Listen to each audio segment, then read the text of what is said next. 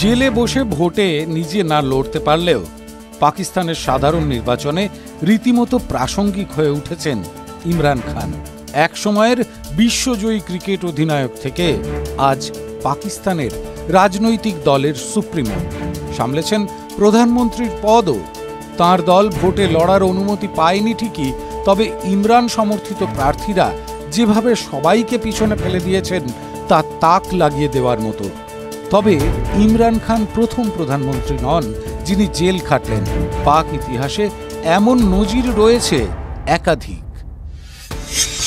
জুলফিকার আলী ভুট্টো পাকিস্তানের নবম প্রধানমন্ত্রী ছিলেন জুলফিকার আলী ভুট্টো। তার বিরুদ্ধে প্রতিপক্ষের রাজনীতিককে ষড়যন্ত্র করা ও খুন করার অভিযোগ ছিল, তাই গ্রেপ্তার করা হয় জুলফিকার আলী ভুট্টোকে।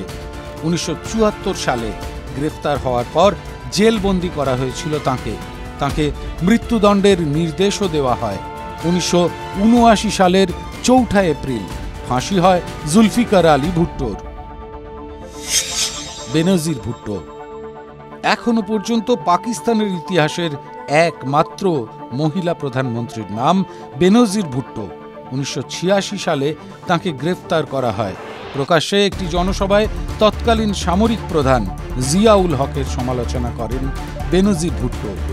এরপরই 1986 সালে বেনজিরকে গ্রেপ্তার করা হয়।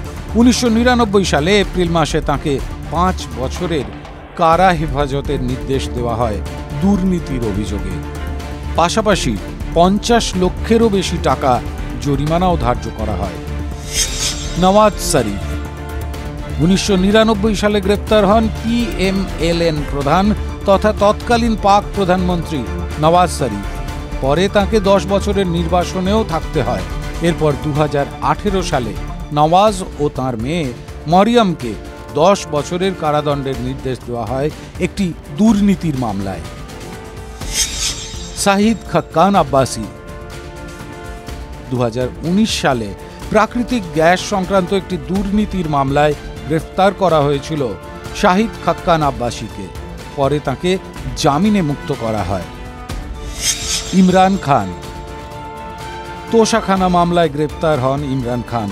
এরপর থেকে জেলে রয়েছেন তিনি। পাকিস্তানের আদালতে প্রাক্তন প্রধানমন্ত্রীর বিরুদ্ধে একাধিক মামলা চলছে। কয়েকটি মামলায় জামিন পেলেও জেল থেকে এখনো মুক্ত হননি তিনি। TV9 Bangla digital.